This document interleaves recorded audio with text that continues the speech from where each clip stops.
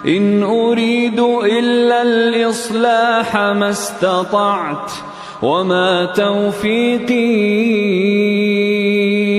إلا بالله. السلام علیکم ناظرین، آج ہمارا ٹاپک ہے دلالی کے اوپر.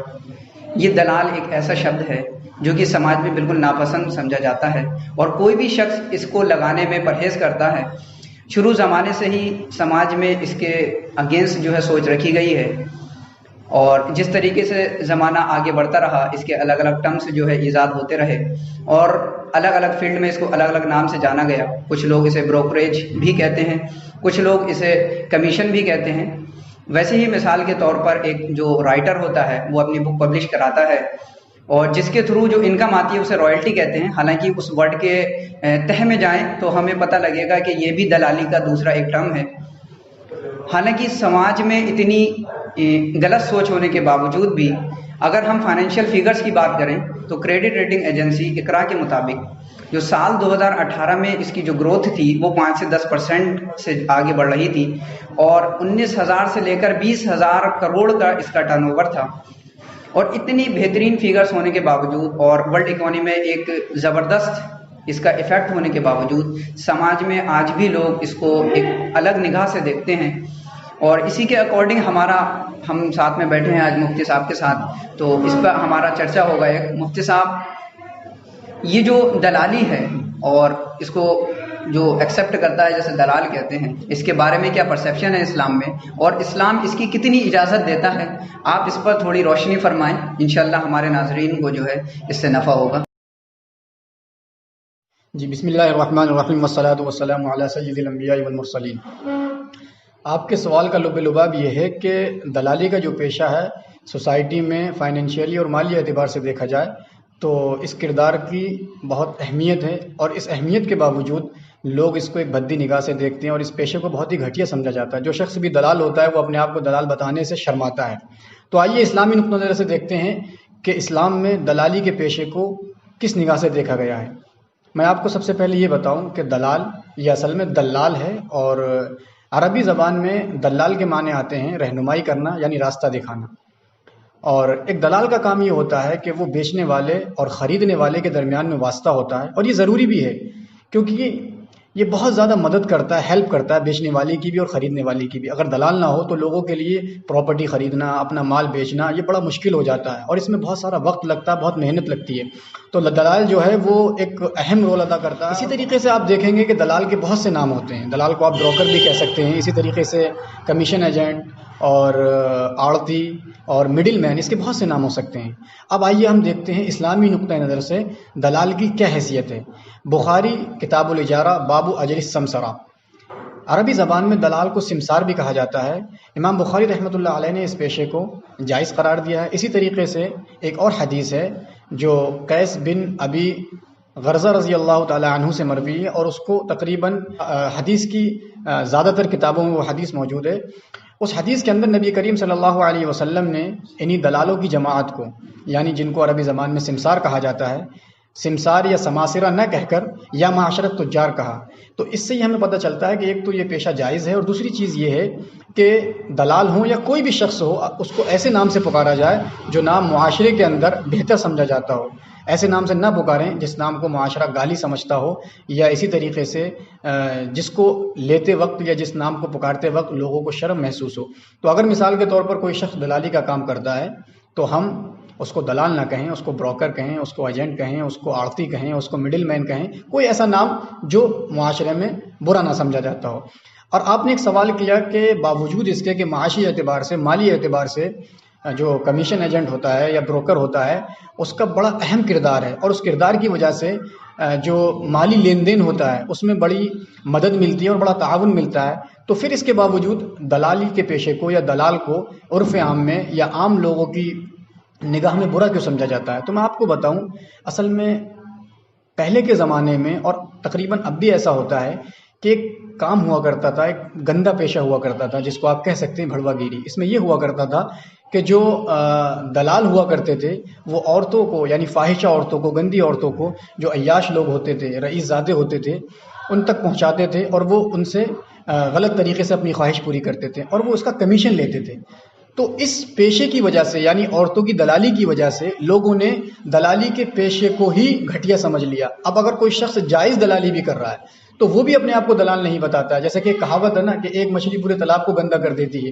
تو یہی آپ سمجھ لیجئے کہ اس عورتوں والی دلالی کی وجہ سے جو جائز دلالی تھی وہ بھی معاشرے کے اندر ناپسند ہو گئی اور اس کو بھی لوگ غلط سمجھنے لگے, اس کو بھی حرام سمجھنے لگے. جبکہ سچائی یہ ہے کہ اگر آپ طے کر کے اپنا کمیشن, چاہے آپ ایک طرف سے طے کریں یا دونوں طرف سے طے کریں, یہ جائز ہے. ہمارے جو فقہا ہیں اس کی حضرت مولانا تقی عثمانی صاحب نے بہت صراحت سے لکھا ہے اور علامہ شامی رحمۃ اللہ علیہ نے اس کی اجازت دی کہ آپ ایک طرف سے یا دونوں طرف سے اپنا کمیشن طے کر لیں اور پوری ایمانداری کے ساتھ, محنت کے ساتھ, اس میں فراڈ نہ ہو, دھوکہ نہ ہو. اگر آپ لین دین کر رہے ہیں اور لین دین کرنے والوں کے بیچ میں ایک واسطے کا اور ایک ہیلپر کا کام کر رہے ہیں تو آپ کے لیے کمیشن لینا جائز ہے. اور اس میں اسلامی نقطہ نظر سے کوئی شرم کی بات نہیں ہے اور کوئی گناہ کی بات نہیں ہے. یعنی مفتی صاحب اگر ہم پریکٹیکل آسپیکٹ میں دیکھیں, جیسے ہماری سوسائٹی میں ہوتا ہے کہ پلمبر ہوتے ہیں یا راج مستری ہوتے ہیں, الیکٹریشین ہوتے ہیں, یہ کیا کرتے ہیں کہ اپنا ایک کمیشن فکس کر لیتے ہیں دکاندار سے. جب ان کے پاس کوئی کسٹمر آتا ہے کہ ہماری فٹنگ ہونی ہے یا کچھ اور کام جس بھی طریقے کا ہو, تو اس کو جب سامان کی ضرورت پڑتی ہے وہ عام طور پر مستری سے ہی کہہ دیتا ہے کہ آپ جو ہے سامان دیکھائیں اور لے آئیں. لیکن اسے یہ نہیں پتا ہوتا کہ وہ جو مستری ہے اس کا ایک کمیشن ہے وہاں پر دکاندار کے ساتھ, جس کی وجہ سے جو مارکیٹ میں ریٹ ہوتے ہیں اس سے بڑھے ہوئے ملتے ہیں اسے, حالانکہ اس کے بارے میں کسٹمر کو کوئی علم بھی نہیں ہوتا. تو اس میں ایک دھوکے والی چیز آ جاتی ہے جو, اس کے کیا معنی ہیں؟ کیا یہ جائز ہے یا ناجائز کس حد تک ہے؟ میں آپ کو بتاؤں, ایک تو وہ لوگ ہوتے ہیں جو پروفیشنل دلال ہوتے ہیں, یعنی ان کا پیشہ ہی دلالی ہے, تو ان کا مسئلہ الگ ہے. وہ بالکل کھلے ہوئے ہیں اور وہ کلیئر بتا دیتے ہیں کہ ہم اس میں اتنا کمیشن لیں گے اگر بیچیں گے, اور اگر آپ کے لیے خریدوا کے دیں گے تو اس میں اتنا کمیشن لیں گے. رہی بات پلمبر ہو گیا یا اسی طریقے سے بجلی فٹنگ کرنے والا ہو گیا یا جو پینٹر ہوتا ہے, بڑھئی ہوتا ہے, یا کوئی بھی کسی بھی طرح کا کاریگر, راجگیر مستری ہو گیا, جب یہ کسی گھر میں کام کر رہے ہوتے ہیں تو جو گھر کا مالک ہوتا ہے یہ اس کے ہمدرد بن کے اس کے سامنے جاتے ہیں اور اس سے کہتے ہیں ہم آپ کو اس چیز کی ضرورت ہے اور یہ فلاں دکان سے دلوائیں گے, آپ کو سستے دام میں اچھی چیز دلوائیں گے. اور اس گھر والے کو یا اس کسٹمر کو یہ معلوم نہیں ہوتا ہے کہ ان کا ان سے معاملہ سیٹ ہے اتنے پرسنٹ یا اتنے پرسنٹ پہ, تو وہ ان کے ساتھ چلا جاتا ہے. اور ہوتا یہ ہے کہ جو چیز 10 روپے کی ہے وہ دکاندار 11 یا 12 روپے کی دیتا ہے. وہ 12 روپے کی اس لیے دیتا ہے کہ 2 روپے وہ جو بڑھاتا ہے اسی میں سے وہ اس مستری کو یا اس پلمبر کو کمیشن دیتا ہے. تو یہ بالکل ناجائز ہے اور پلمبر کا یہ عمل اللہ کے یہاں اس کو اس کا جواب دینا ہوگا, کیونکہ اس میں دھوکہ ہے, جھوٹ ہے اور یہ کسٹمر کے ساتھ وشواس گھاٹ ہے. ہاں اس کی ایک شکل جائز ہو سکتی ہے, اس کی شکل یہ ہے کہ ہم کسی کے یہاں پہ پلمبری کا کام کرنے گئے اور ہم نے وہاں پہ مکان مالک سے یہ کہا کہ یہاں پر فلاں فلاں سامان کی ضرورت ہے, وہ آپ ہمیں لا کے دیں. اس نے کہا کہ بھائی دیکھو میرے پاس کوئی وقت نہیں اور نہ ہی مجھے اتنی نالج ہے کہ کیا سامان کہاں ملے گا, تو آپ ایک کام کیجئے, سامان وہاں سے لے آئیے, پرچہ وہاں سے بنوا لائیے, جو بل ہوگا میں آپ کو دے دوں گا. تو وہاں پر یہ بات کہے کہ دیکھیے جو مارکیٹ کا ریٹ ہے اس ریٹ میں آپ کو لا کے دوں گا, میں کتنے کا لا رہا ہوں وہ مجھے کتنے کا دے رہا ہے اس سے آپ کو مطلب نہیں ہے, بالکل کلیئر بتا دیں. یا پھر کوئی بھی ایسا عمل نہ کرے جس کے کھلنے کے بعد یا جس کے پتہ لگنے کے بعد کسی بھی طرح کی لڑائی جھگڑا یا کسی بھی طرح کی ذہن میں یا دماغ میں بدگمانی پیدا ہو, شریعت اس کی اجازت نہیں دیتی. اگر کوئی بھی کام آپ ایمانداری کے ساتھ کر رہے ہیں, سچائی کے ساتھ کر رہے ہیں اور اس میں جھگڑے کی نوبت نہیں ہے تو شریعت اس کو جائز قرار دیتی ہے.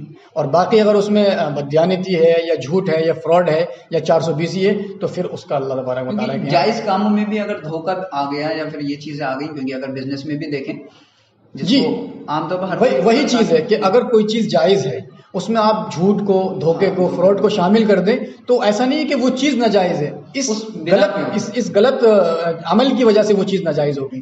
تو یہی چیز ہے, لوگ ایسا سمجھتے ہیں کہ دلالی سرے سے ہی ناجائز ہے, تو ایسا نہیں ہے. دلالی اگر آپ اصول کے ساتھ, ایمانداری کے ساتھ, محنت کے ساتھ اور اپنا کمیشن طے کر کے کر رہے ہیں تو وہ جائز ہے, اور اگر اس میں آپ دھوکے کو, جھوٹ کو, فریب کو شامل کر رہے ہیں تو وہ ناجائز ہے. یہ تھوڑا سا فرق ہے. تو مفتی صاحب ہمارے ناظرین کو ایک اس کا لب و لعاب بتا دیجئے کہ کس طرح سے اگر ہم کمیشن ایجنٹ بنیں, کیونکہ آج کے ٹائم میں یہ ہے کہ اس کے الگ الگ نام ہو گئے ہیں تو اس کو سمجھنا آسان نہیں ہے, لیکن ایک لب و لعاب بتا دیں تاکہ ہمارے ناظرین کو یہ بات پتہ لگے جی کہ کیا کرنا چاہیے. اس کا لب لباب اور خلاصہ یہ ہے کہ اگر آپ کا پراپر کوئی بزنس ہے یا آپ کی کوئی جاب ہے, اب آپ کو ایسا کوئی موقع ملتا ہے کہ آپ دو لوگوں کے بیچ میں واسطہ بنتے ہیں. مثال کے طور پر ایک شخص ہے، اس کو مکان کی ضرورت ہے، وہ مکان خریدنا چاہتا ہے، اور ایک شخص مکان بیچنا چاہتا ہے اور آپ کا مکان سے کوئی لینا دینا نہیں ہے. آپ بیچ میں واسطہ بن جائیں تو آپ وہاں پر فری سیوا کریں. اس سے یہ فائدہ ہوگا کہ انسانیت بھی باقی رہے گی اور آپ کی عزت بھی ہوگی. ہاں، اگر آپ پروفیشنل بروکر ہیں، آپ کا کام ہی یہی ہے کہ آپ لوگوں کو مکان دلواتے ہیں یا لوگوں کا مکان بکواتے ہیں، تو اس صورت میں آپ پوری ایمانداری کے ساتھ کام کریں، محنت کریں، اور جو بھی آپ کا مطلب کمیشن طے ہے، چاہے ایک پارٹی سے یا دونوں پارٹیوں سے، وہ آپ لیں. اس میں کسی بھی طرح کی کوئی قباحت نہیں ہے. لیکن اگر آپ کا پروفیشنل کام نہیں ہے، بروکنگ والا یا دلالی والا، تو پھر اس میں خدا کے واسطے آپ انسانیت کا ثبوت دیتے ہوئے لوگوں کی سیوا فری کریں.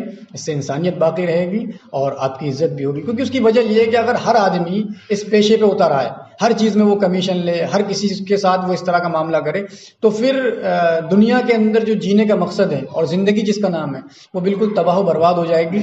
تو اسی پر ہم اپنی بات کو ختم کرتے ہیں. وما علینا الا البلاغ. شکریہ مفتی صاحب.